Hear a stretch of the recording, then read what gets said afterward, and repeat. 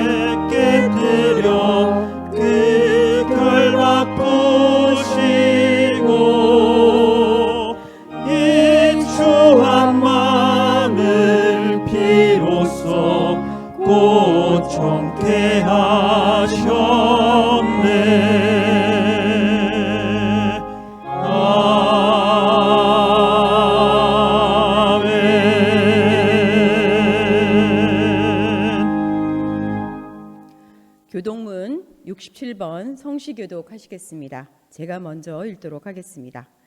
지혜를 얻는 자와 명철을 얻는 자는 복이 있나니 이는 지혜를 얻는 것이 은을 얻는 것보다 낫고 그 이익이 정금보다 나음이니라.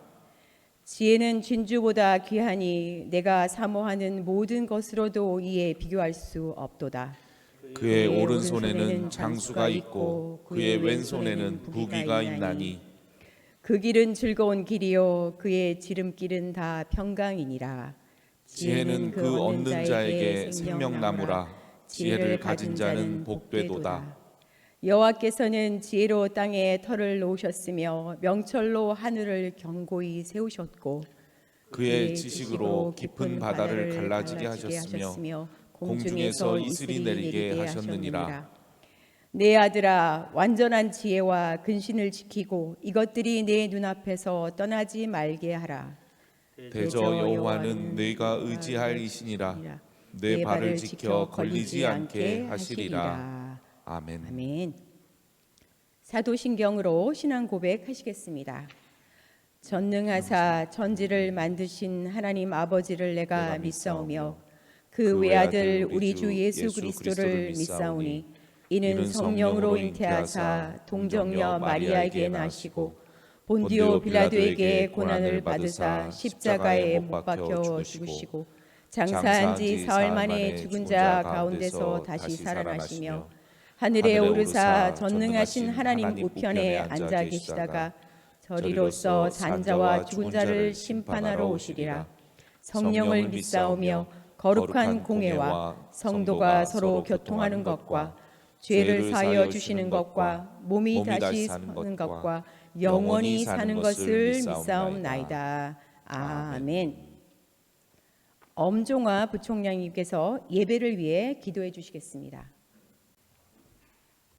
다 같이 기도 드립시다. 태초에 천지를 창조하시고 독생자를 내어 주시어 저희를 구원하신 하나님 아버지께 감사드리고 의지합니다. 매 예배시마다 살아계신 하나님을 경험하게 하시고 크신 하나님의 능력을 체험하게 하옵소서. 선포되는 말씀을 통해 우리의 영혼이 살아나고 삶이 회복되기를 원합니다. 진리를 향한 우리의 열정이 살아나게 하시고 생명의 말씀에 반응하는 주의 백성들이 되게 하옵소서. 선한 목자 되셔서 어린 양과 같은 저희들을 주님의 품으로 안아주시고 말씀과 성령으로 인도하사 영생의 삶을 살도록 허락하신 하나님 아버지를 찬양합니다. 예수님의 부활을 체험할 수 있었던 4월의 마지막 주를 허락하신 주님께 다시 한 번 더 감사드립니다. 예수님께서는 은혜의 시대를 가져오게 하시고 율법의 시대를 끝내시며 회개하라 천국이 가까웠느니라 라는 말씀을 선포하셨습니다. 그리고 이적과 기적을 행하시고 사람들이 하나님의 큰 은혜를 누리게 해주셨습니다. 하지만 사람들은 하나님의 사역을 인식 못했고 예수님이 바로 성육신으로 오신 하나님이라는 진실을 알지 못하였습니다. 부활하여 저희께 다시 오신 예수님을 의심하고 그 보는 것을 영이라 생각하는지라 예수님께서는 어찌하여 두려워하며 어찌하여 마음에 의심이 일어나느냐 꾸짖으셨습니다. 예수님의 부활을 진심으로 믿게 하시고 하나님의 나라가 우리들의 마음에 오도록 인도하여 주시옵소서. 우리에게 남겨진 시간들을 알뜰하게 보내시게 하시고 하나님의 의를 이루시도록 저희들의 삶을 되게 하옵소서. 소금과 빛으로 저희들을 불러주신 하나님, 우리에게 하나님의 나라를 세우게 이루어가는 사명을 허락하여 주심을 감사드립니다. 하지만 지난 한 주도 근심과 걱정에 휩싸여 살았습니다. 공중의 새와 덜의 백합과를 보라고 하시면서 심지도 않고 거두지도 않고 하나님 아버지가 입히신다 하셨음에도 여전히 하나님 아버지의 보호하심을 믿지 못하며 살아가는 저희들을 불쌍히 여기옵소서. 이제는 헛된 세상에 대한 걱정을 버리고 하나님을 신뢰하는 삶을 살게 하옵소서. 부흥케 하시는 하나님, 저희들에게 놀라운 부흥을 허락하여 주옵소서. 상하고 상심한 성령에 성령을 부어 주사 하나님의 능력을 맛보게 하시고 하나님의 크신 능력을 찾고 구할 때 응답하는 은혜를 받게 하시옵소서. 매주일 예배 시간이 성령의 잔치가 되기를 원합니다. 찬양을 통해 저희들의 성령을 회복하고 말씀을 통해 우리의 영혼이 강해지고 기도를 통해 하나님을 향한 마음이 든든해지게 하옵소서. 2차례의 세계대전이 끝난 지 100년도 지나지 않았는데 우리 인류는 어리석게도 독재자를 세우고 전쟁을 일으키고 가난하고 힘없는 자를 억압하는 것을 당연하게 생각하고 있습니다. 저 어리석은 독재자들이 뉘우치고 회개하도록 예수님의 가르침과 하나님의 사랑을 내려주옵소서. 그리하여 안정과 통합의 기운이 이 땅에 가득하도록 하시고 적과 꿀이 넘쳐나는 나라가 되게 하옵시고 하나님의 나라가 이 땅에 이루어지도록 허락하여 주시옵소서. 하나님께서 저희에게 말씀을 내려주신 이후에도 수많은 나라 민족들이 생겨나고 없어지는 것을 목격하였나이다. 세상은 이제 21세기를 맞이하여 디지털 산업혁명의 변곡점에 놓여 있습니다. 제대로 대응하지 못한 나라와 민족들은 사라지고 고통의 나날을 보내는 역사가 시작됨을 잘 알고 있습니다. 대변혁이 일어나고 있는 지금 저희 대양재단의 기관들 하나하나가 맡은 바 소임을 다할 수 있도록 축복하여 주시고 번영할 수 있도록 허락하여 주시옵소서. 여기 애지영 교회 예배를 이끌어 주시는 목사님, 교목 실장님을 비롯하여 참여하는 모든 성도님들이 복음 전파와 영혼 구원에 힘써 빛과 소금의 역할을 감당하게 하옵소서. 예배의 시종을 주님께 의탁하오며 예수님 이름으로 기도드립니다. 아멘.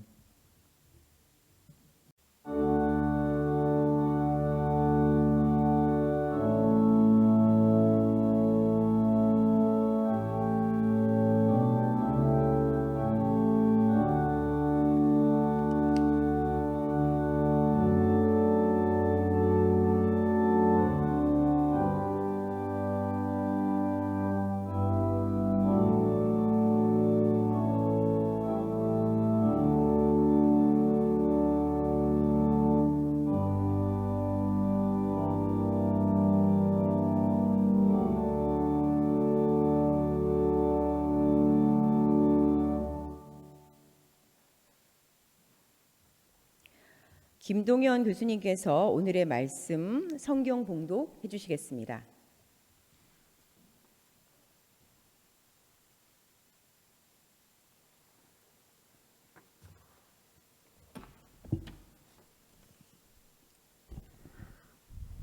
오늘 성경 말씀은 마태복음 1장 18절에서 23절까지 말씀입니다. 예수 그리스도의 나심은 이러하니라. 그의 어머니 마리아가 요셉과 약혼하고 동거하기 전에 성령으로 잉태된 것이 나타났더니 그의 남편 요셉은 의로운 사람이라 그를 드러내지 아니하고 가만히 끊고자 하여 이 일을 생각할 때에 주의 사자가 현몽하여 이르되 다윗의 자손 요셉아 내 아내 마리아 데려오기를 무서워하지 말라. 그에게 잉태된 자는 성령으로 된 것이라. 아들을 낳으리니 이름을 예수라 하라. 이는 그가 자기 백성을 그들의 죄에서 구원할 자이심이라 하니라. 이 모든 일이 된 것은 주께서 선지자로 하신 말씀을 이루려 하심이니 이르시되 보라 처녀가 잉태하여 아들을 낳을 것이요 그의 이름은 임마누엘이라 하리라 하셨으니 이를 번역한즉 하나님이 우리와 함께 계시다 함이라. 이는 하나님의 말씀입니다. 아멘.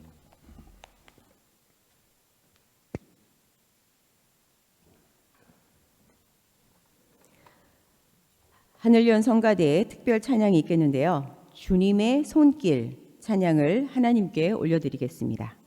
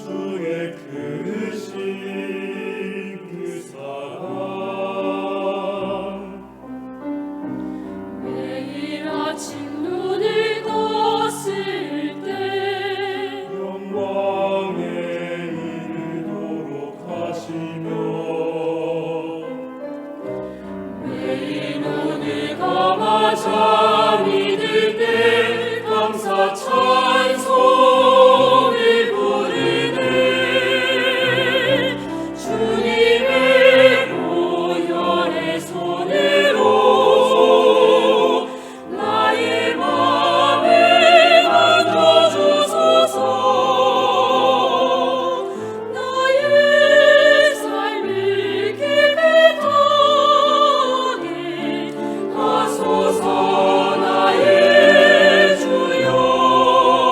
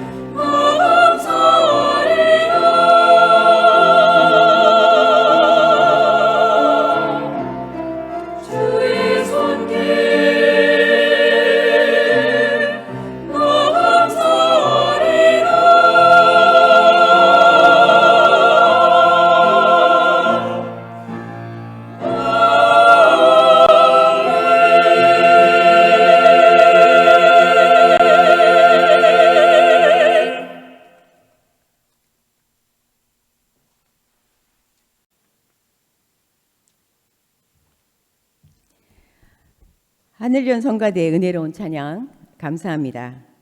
이 시간에는 이태하 교수님께서 수태고지 신약의 머릿말이라는 제목으로 하나님의 말씀 증거해 주시겠습니다.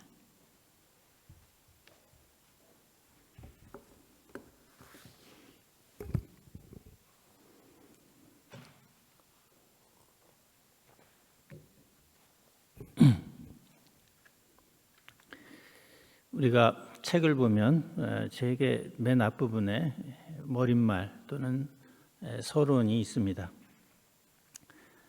많은 분들 중에 때로는 이 책을 읽을 때 머릿말이랑 서론은 건너뛰고 본론부터 읽는 분들도 있지만 저는 학생들에게 얘기할 때 반드시 서론이나 머릿말을 읽어야 된다 이렇게 얘기합니다.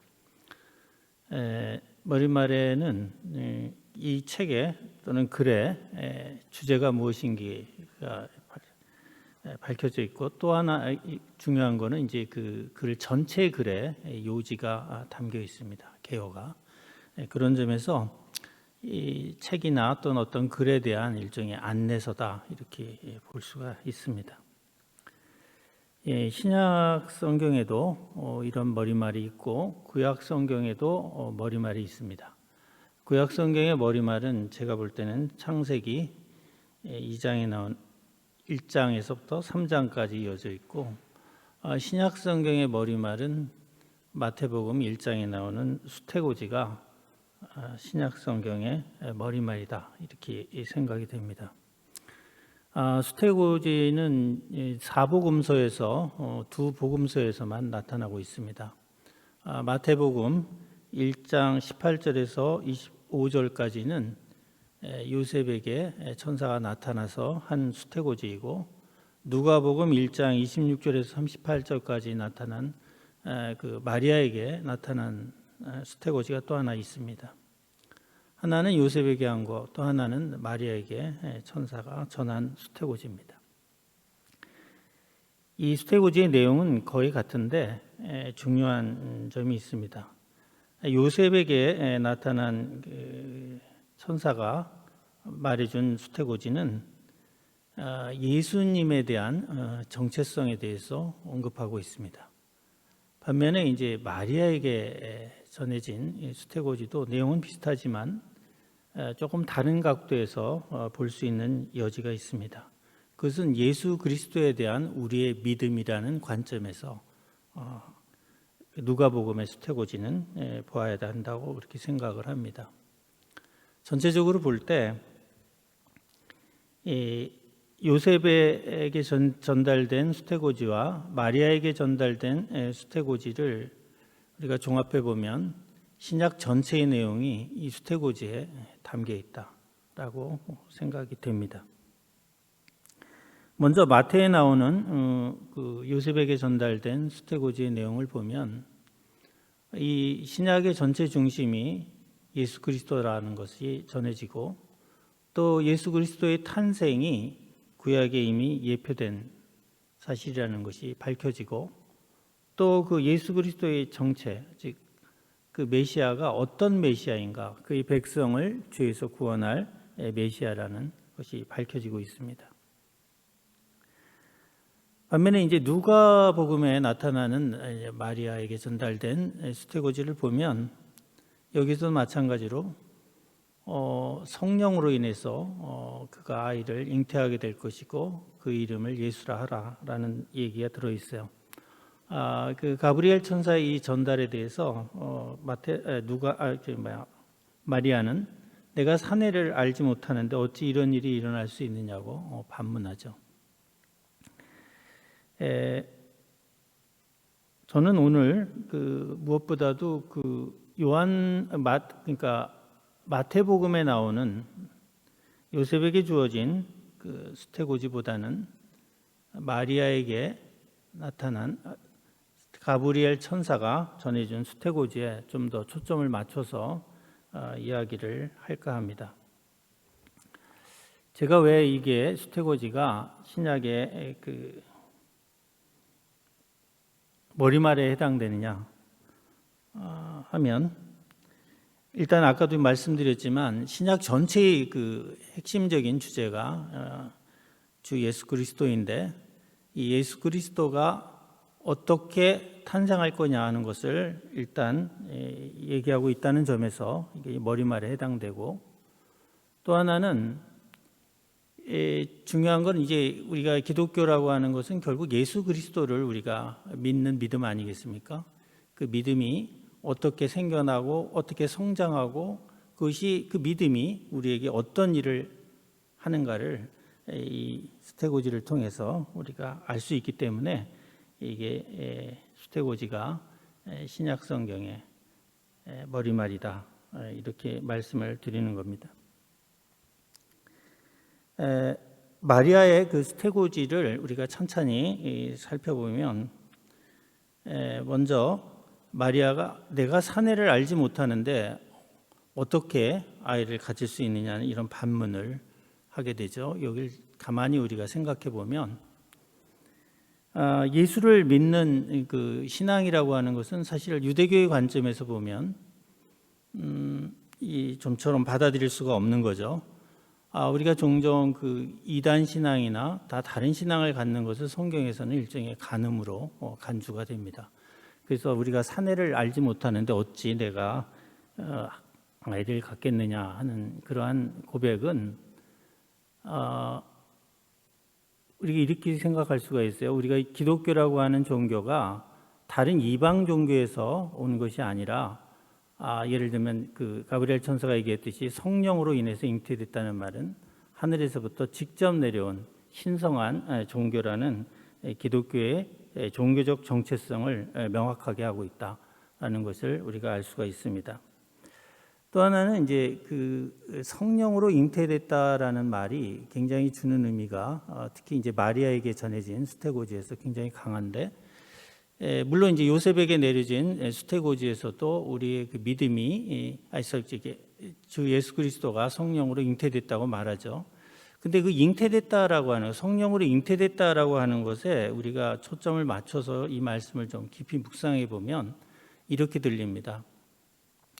여기서 마리아가 이제 그 성령으로 인해서 예수 그리스도를 잉태했는데, 이걸 우리가 믿음의 관점에서 본다면, 우리가 마리아는 믿는 자를로 우리가 그 대체한다면, 결국은 우리가 성령으로 잉태한다는 것은 우리 믿음도 우리가 성령으로 잉태된다고 말하고 있죠, 사도 바울은. 그러니까 우리의 믿음이라고 하는 것은 성령의 열매라고 이렇게 말하고 있는데, 그런 관점에서 우리가 마리아의 그 잉태를 우리가 생각해 본다면, 결국 우리가 이 주 예수 그리스도를 믿는 믿음도 우리의 마음에 성령으로 잉태된 것이죠.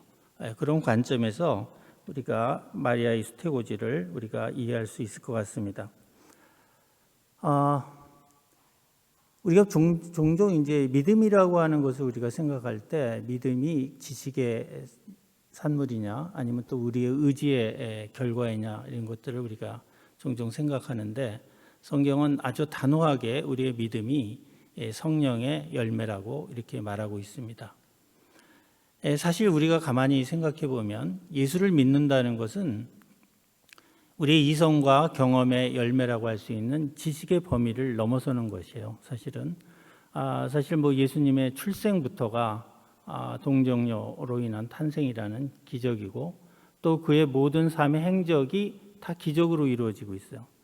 가나에서 가나의 혼인잔치를 통해서 이루어진 물을 포도주로 만드는 기적을 포함해 대략 35가지의 기적을 행하시는데, 그 모든 행적들, 그것들이 다 기적으로 이루어졌다는 점에서 우리가 주 예수 그리스도를 믿는 이 믿음 자체가 사실 기적을 믿는 거거든요. 근데 이 기적이라는 건 특히 이제 오늘날 현대인들이 받아들이기 어려운 문제이죠. 이성과 경험을 넘어서는 그런 문제이기 때문에 좀처럼 믿기가 어렵습니다. 그렇기 때문에 우리가 기적을 믿는다, 또는 주 예수 그리스도를 믿는다는 것 자체가 기적을 믿는 행위인데, 이게 쉬운 일이 아니죠. 우리가 뭔가 뭐 성경이나 또는 뭐 역사를 통해서 뭐 공부한다고 해서 예수가 우리 그리스도라는 것을 믿게 되는 건 아니거든요. 그런 점에서 저는 뭐 꼭 성경 공부라고 하는 것이 공부를 통해서 믿음에 이르는 것도 아니고, 또 우리가 신학을 공부한 데서 저절로 믿음이 생기는 것도 아니죠. 그런 점에서 어떤 점에서 보면 그런 생각이 들어요. 우리가 신학 공부를 한다든가 뭐 성경 공부를 하는 것이 목마른 말을 물가로 인도하는 것까지지 실제로 말이 물을 먹게 하는 것은 별개의 문제인 것 같아요. 그런 점에서 무엇보다 성령의 역사가 필요한 부분이다 이렇게 생각이 됩니다. 우리가 성령이 역사하지 않으면 우리 안에 이러한 주 예수 그리스도를 믿는 이러한 믿음은 결코 생겨나지 않을 거다라는 것이 저 또한 그렇게 생각합니다. 그래서 이제 고린도 전서에는 이런 말이 있죠. 우리가 세상의 영을 받지 아니하고 오직 하나님께로 온 영을 받았으니 이는 우리로 하여금 하나님께서 우리에게 은혜로 주신 것들을 알게 하려 하심이라. 육에 속한 사람은 하나님의 성령의 일을 받지 아니하나니 저희에게는 미련하게 보이며 또 깨닫지도 못하나니 이런 일은 영적으로야 분변함이니라 이렇게 말씀하고 있어요. 그러니까 육에 속한 사람들은 이런 것을 믿기 어렵다는 거죠. 오직 영에 속한 또 성령을 통해서만 이러한 것들을 믿게 될 수 있다 이렇게 말씀하고 있어요. 사실 요즘 뭐 믿지 않는 사람, 심지어는 뭐 교회를 다니는 많은 분들 중에서도 오늘날 예수 그리스도가 하나님이심을 또 삼위일체임을, 삼위일체의 교리를 받아들이지 않는 분들도 상당히 많이 있습니다. 그래서 이런 우리가 예수 그리스도를 우리가 믿는 것은 믿는다는 이 고백은 보통 성령의 역사가 아니면 이루어질 수 없는 일이다 이렇게 생각할 수밖에 없습니다. 따라서 마태복음이나 또는 누가복음에서 전해지는 수태고지를 통해서 마리아가 동정녀의 상태로 예수 그리스도를 잉태했다는 이 사실만큼이나 우리가 주 예수 그리스도를 믿는 믿음도 하나의 기적이다 이렇게 볼 수가 있습니다.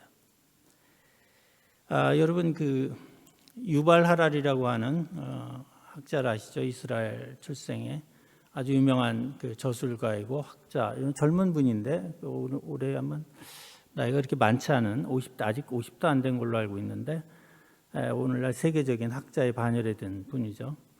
사피엔스라고 하는 그의 베스트셀러. 근데 이 작품에 보면 아주 흥미로운 것을 이야기하고 있어요. 독일의 슈타텔 동굴에서 나온 사자상에 대한 이야기를 꺼내고 있어요.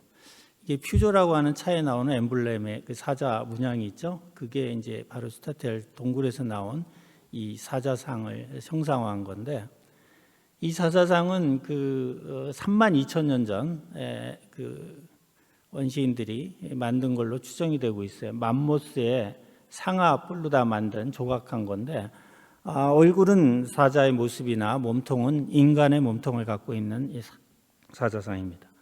아마 당시에 원시인들은 이 사자상이 자신들을 지키는 아마 수호신이라고 믿었던 것 같아요. 유발 하라리는 이 사자상에 대한 이야기를 꺼내면서 인간은 가상적 존재를 믿는 상상력을 갖고 있다는 거예요. 이 상상력이 인류를 이 지구라는 이 생태계에서 살아남게 한 가장 큰 원동력이 됐다, 원인이 됐다 이렇게 기술하고 있어요. 이러한 가상적인 존재, 믿지 않는 사람이 볼 때는 신의 존재, 또 우리가 주 예수 그리스도를 신으로 믿는 우리들의 입장에서 볼 때는 주 예수 그리스도도 그들의 입장에서 볼 때는 가상적 존재라고 볼 수가 있겠죠. 그러니까 이러한 가상적 존재를 믿는 믿음, 한마디로 얘기하면 종교적 신앙 또는 종교 이런 것들을 얘기한다고 볼 수가 있는데, 유발 하랄리는 이런 종교가 인류가 이 땅에 생존하게 되는데 가장 큰 도움을 준 것이다 이렇게 얘기하고 있어요. 이런 인간의 상상력, 어떤 보이지 않는 것들을 그려보고 그러한 것들이 실제로 존재한다라고 믿는 이러한 상상력들, 이러한 것들이 복잡한 인간관계를 만들어내고 인류가 하나의 결집된 힘을 갖게 해주는 원동력이 됐다는 거죠.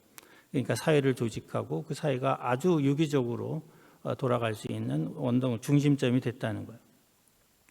이건 정적으로 공감이 가는 이야기입니다.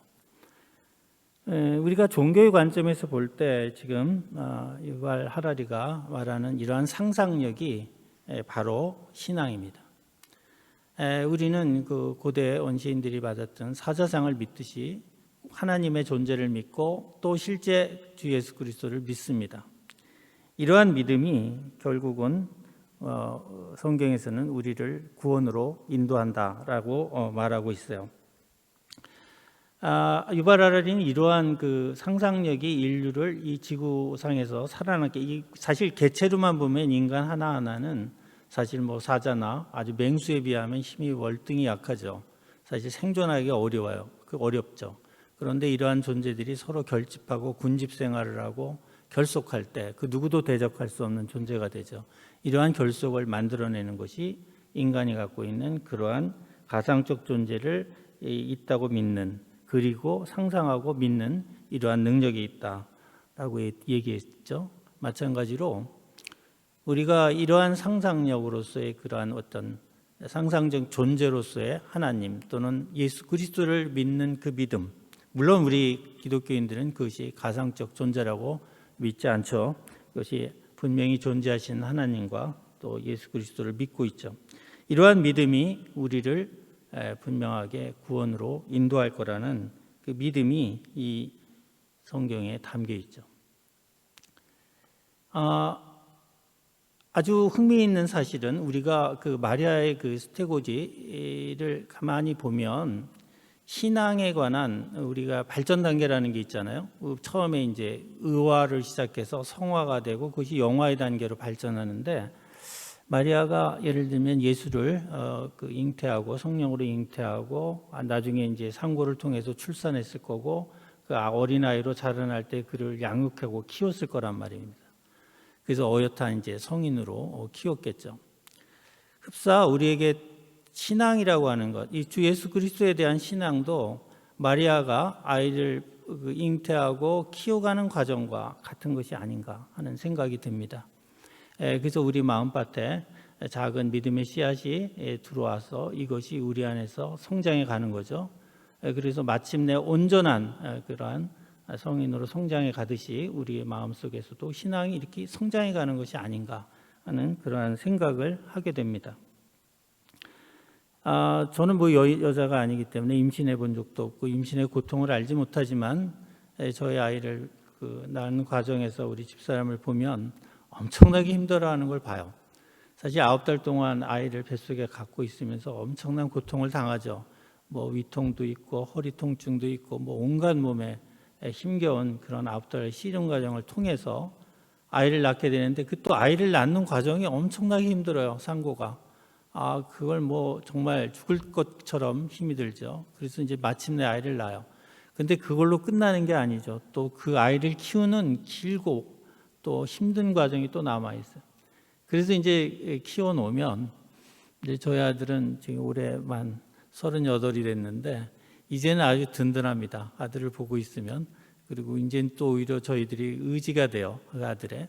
이제 그러한 것처럼 신앙도 그러한 과정을 겪는 게 아닌가 하는 것을 생각하게 됩니다. 그래서 제가 아까 얘기했던 스테고지는 예수의 아버지인, 예수님의 아버지인 요셉에게 내려진 스테고지와 어머니인 마리아에게 내려진 스테고지의 측면이 조금씩 달라요. 아버지에게 내려진 그 스테고지의 측면은 좀 외견적인 측면이 있고, 마리아에게 내려진 스테고지의 측면은 좀 더 내면적인. 그러니까 다시 얘기하면 요셉에게 내려진 스테고지는 그 포커스가 예수 그리스도에게 맞춰져 있다면, 마리아에게 내려진 스테고지는 우리의 믿음이라고 하는, 주 예수 그리스도를 향한 믿음이라는 것에 초점이 맞춰져 있다라는 생각이 듭니다. 하여간 우리는 그러한 우리 마음의 성령을 통해서 우리가 주 예수 그리스도에 대한 믿음이 싹트기 자라나고 씨앗이 뿌려지고, 그것이 우리 마음속에서 우리 삶을 통해서 끊임없이 갈등하죠. 예수의 신앙에 대한 갈등이 엄청나게 오랜 동안 갈등이 이루어집니다. 제 경우만 돌이켜 봐도, 저는 한때 이제 철학과를 대학에서 철학을 전공하면서 한때는 제가 무신론자임을 자처하면서 다닌 적도 있고, 또 굉장히 많이 논쟁에 쌓여서 굉장히 많이 갈등하기도 했고 인생사가 워낙 고달프다 보니까 힘들 때면 하나님을 원망하기도 했고 하나님은 없는 게 아닌가 하는 그런 부정적인 생각도 많이 가졌고 그러한 그 회의와 의심의 그 골짜기를 지나서 오늘날 이와 같은 이 믿음이 형성되게 된 거거든요. 그러니까 많은 그러한 체험과 그러니까 많은 고난과 인내의 시간이 필요한 것 같아요. 그것이 이제 성화의 과정이죠. 그렇게 되다가 이제 마지막 이제 아까도 얘기했지만 장성한 아이를 우리가 얻게 되면 믿음이 장성한 아이처럼 그렇게 자랐을 때 우리가 이제 거꾸로 그 믿음에 의지하게 되죠. 성경을 보면 이러한 모습이 성경에도 그대로 나와요. 요한복음은 이제 수태고지가 나오지 않는 복음서인데 흥미있게도 2장에 보면 처음에 예수님의 기적이 가나의 혼인잔치의 기록이에요.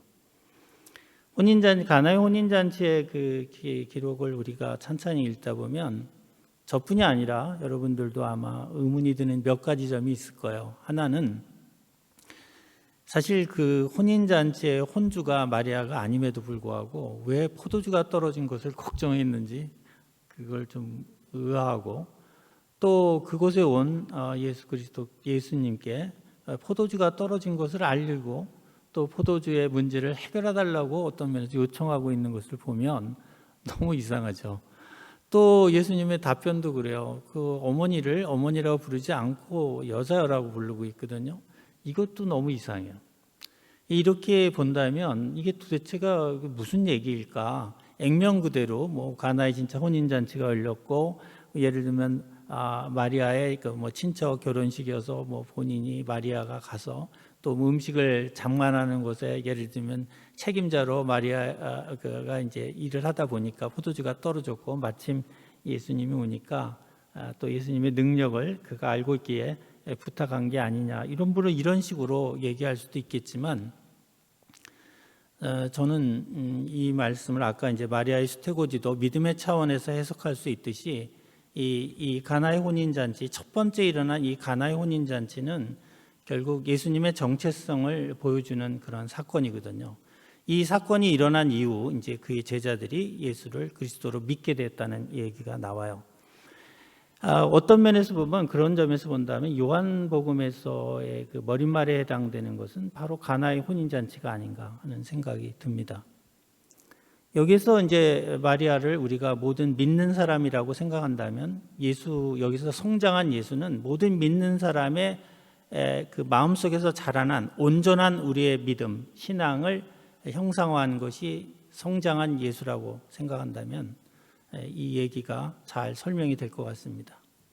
혼인잔치, 잔치라고 하는 것은 성경에서 천국을 의미합니다. 그러니까 천국에 들어가려면 이러한 온전한 신앙을 통해서 우리가 죄에서 벗어나야 온전한 천국에 들어갈 수 있다는 것을 이 가나의 혼인잔치를 통해서 말씀하고 있는 것이 아닌가 하는 생각을 갖게 됩니다. 우리가 그 정결례에 쓰는 물을 담는 항아리가 6개가 있는데 그 다 빈 항아리였죠. 여기에다 다 물을 채워라. 그리고 예수께서 이것을 포도주로 바꾸는 기적을 행하셨죠. 포도주란 결국 예수의 피인데 그래서 이 예수의 피로 결국은 우리의 죄를 씻었다. 그러니까 예수를 통해서 우리가 결국은 죄의 문제를 해결했다. 그러므로서 우리가 결국은 천국에 들어갈 수 있게 되었다라는 이야기는 결국 우리의 믿음이 온전한 신앙으로 성장할 때 우리를 죄에서 구원할 수 있는 그런 믿음이 된다라는 이야기가 이 가나의 혼인잔치의 비유에 담겨 있는 것이 아닌가 하는 생각을 갖게 됩니다. 수태고지를 그냥 얼핏 읽을 땐 그냥 하나의 그냥 기적에 관한 이야기쯤으로 생각할 수 있는데 그렇기 때문에 많은 이제 이 수태고지에 관한 그러니까 마태복음이나 누가복음에 나오는 수태고지를 목사님들이 이야기할 때 주로 많이 말씀하는 것이 주로 요셉이나 마리아의 순종과 믿음과 순종 이것을 주로 많이 말씀을 드리죠. 그러나 저는 그것을 넘어서 예수님이 모든 행한 기적에도 그 메시지가 분명히 있듯이 여기에도 분명한 메시지가 있을 거라는 그러한 생각을 가졌어요. 그리고 천천히 읽다 보니까 여기에는 분명한 메시지가 있었습니다. 그것은 다름 아니요 아까 말씀드린 것처럼 신약의 머리말이다라는 생각이 들었고 신약 전체를 관통하는 그러한 이야기가 여기에 담겨 있었다라는 겁니다. 우리가 예수를 믿는 신앙은 유대교의 관점에서 볼 때는 어떻게 보면 영적인 간음처럼 보였을 수도 있습니다. 그러나 예수는 유대의 율법과 전승에 예표된 존재였고요. 그럼에도 불구하고 사실은 요셉의 피를 물려받지는 않았죠. 그렇기 때문에 유대교의 연장선상에서 기독교를 바라볼 수는 없습니다. 그것은 하늘이 보낸 예수는 하나님의 아들이고 그런 점에서 기독교는 유대교와는 분명히 다른 종교입니다. 또한 유대인들의 바람과는 달리 그 다윗의 후손인 예수가 다윗 왕궁을 재건하는 것, 이 땅에 다시 재건하는 것이 아니라 모든 사람들의 죄로부터 회복시켜주고 하나님과의 끊어진 관계를 회복시켜주는, 그리하여 모든 사람들을 구원으로 인도하는, 그래서 그 대상도 단순한 이스라엘 민족이 아니라 온 인류가 되는 그러한 복음을 전하는 그러한 메시아가 되는 거죠. 그런 점에서 이 수태고지는 명확하게 유대교의 속하나 유대교의 뿌리를 두지 않은 종교가 기독교임을 명확하게 밝히고 있고, 또한 그것이 전하는 구원의 메시지도 또한 영적인 것임을 명확하게 하고 있다는 점에서 이 수태고지는 굉장히 중요한 메시지를 담고 있다고 생각합니다. 그뿐만이 아니라 우리의 믿음이 어떻게 생겨나고 어떻게 자라고 그 믿음이 어떤 우리의 삶에 어떤 영향을 주는가 하는 것도 이 수태고지에 담겨 있습니다. 그런 점에서 수태고지는 우리 신약의 머리말에 해당된다라고 말씀드릴 수 있을 것 같습니다. 저는 종종 이제 그러한 우리가 이제 그 예수를 그리스도라고 믿기만 하면 다 구원을 받는다라고 이렇게 생각을 하게 되는데, 중요한 거는 과연 그것이 믿음일까 이런 생각을 갖게 돼요. 분명히 우리의 믿음은 우리가 예수를 그리스도를 믿음으로써 우리가 의로운 사람이라는 칭함을 받는 의와의 단계에 들어가지만 이 믿음은 분명히 성장을 해야 됩니다. 그래서 마리아가 예수를 배에 품고 예를 들면 뱃속에서 아이를 키우고 결국은 산고를 통해서 출산하고 출산 이후에서도 계속 키워서 성장한 아들로 만들죠. 그래서 가나의 혼인잔치에 온 아들처럼 그렇게 우리가 성장시킬 때 우리를 구원에 인도하고 또 많은 불가사의한 힘을 발휘할 수 있다고 생각합니다. 제가 어디 글을 찾아보니까 그 히브리에서 9라는 숫자는 불가사의한 힘을 상징한다고요. 어머니가 아이를 뱃속에 품고 지내는 그 9달 9라는 숫자, 그것이 그 힘겨운 그러한 고난과 인내 시간을 거쳤을 때 그 믿음은 이제 불가사의한 힘을 발휘하게 된다는 거죠.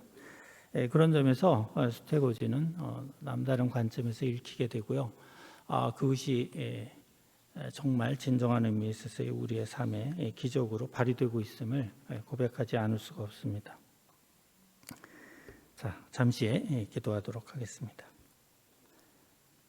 하나님 감사합니다. 이 시간 수태고지에 담긴 의미를 생각해 보았습니다. 육의 눈이 아닌 영의 눈으로 수태고지를 바라보게 해 주시옵소서. 그리하여 수태고지에 담긴 믿음의 비밀을 깨닫게 해 주시옵고, 또한 우리의 삶 속에서 믿음의 놀라운 힘을 체험할 수 있게 해 주시옵소서. 수태고지가 먼 옛날 마리아에게만 일어난 일이 아니라 2000년이 흐른 오늘날까지도 예수를 믿는 모든 이에게 일어난 일임을 깨달아 알게 해 주시옵소서. 이 모든 말씀 우리 주 예수 그리스도의 이름으로 기도합니다. 아멘.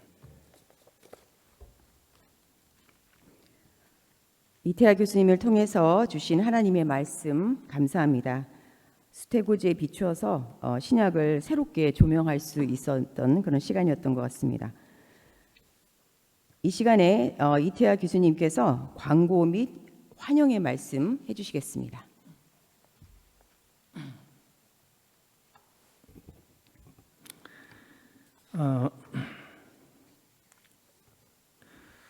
올 이제 이번 주 지나면 이제 5월입니다. 오늘 마지막 4월 마지막 날인데 5월의 기도 제목을 5개를 적었습니다.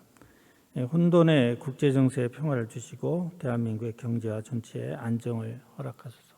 지금 윤 대통령이 미국 방문 중에 있습니다. 국빈 방문, 많은 성과를 거두고 돌아올 수 있도록 우리 주님께 기도해 주시기 바랍니다.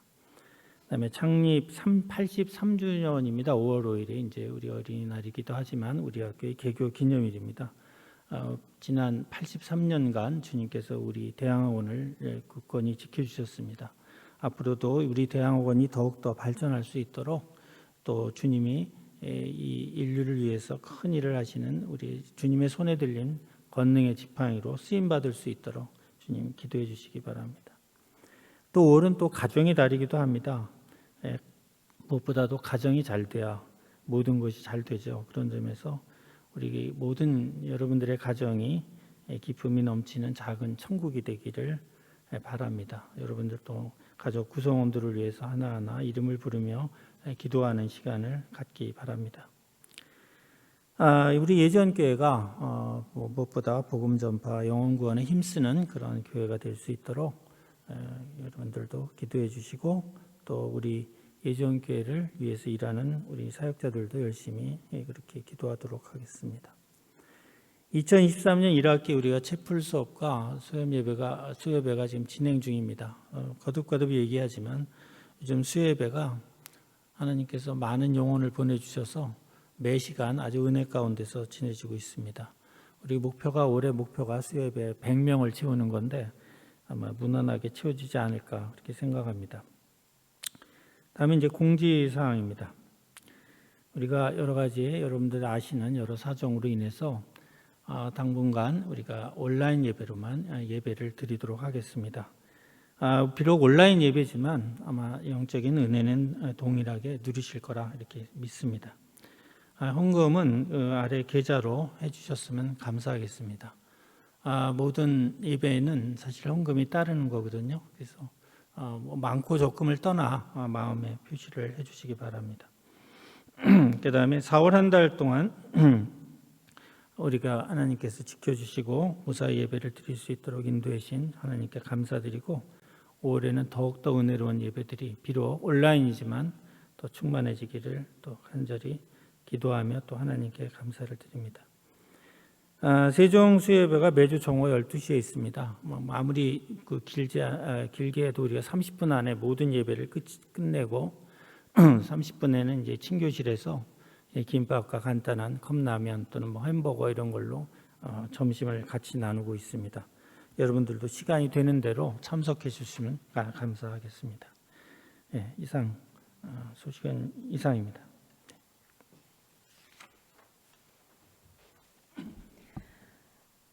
결단 찬송 96장 예수님은 누구신가 부르시겠습니다.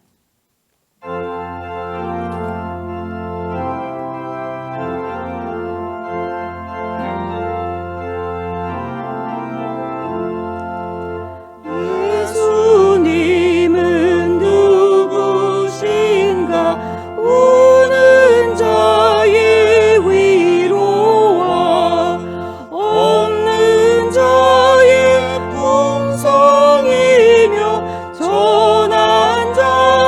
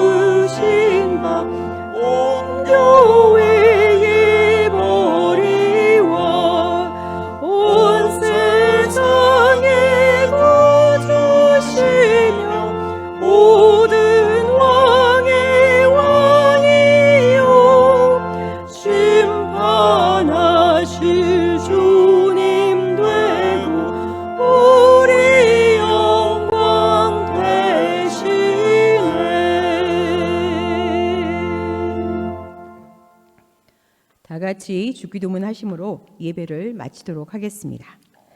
하늘에 계신 우리 아버지, 아버지의 이름을 거룩하게 하시며 아버지의 나라가 오게 하시며 아버지의 뜻이 하늘에서와 같이 땅에서도 이루어지게 하소서. 오늘 우리에게 일용할 양식을 주시고 우리가 우리에게 잘못한 사람을 용서해 준 것 같이 우리 죄를 용서하여 주시고 우리를 시험에 빠지지 않게 하시고 악에서 구하소서. 나라와 권능과 영광이 영원히 아버지의 것입니다. 아멘.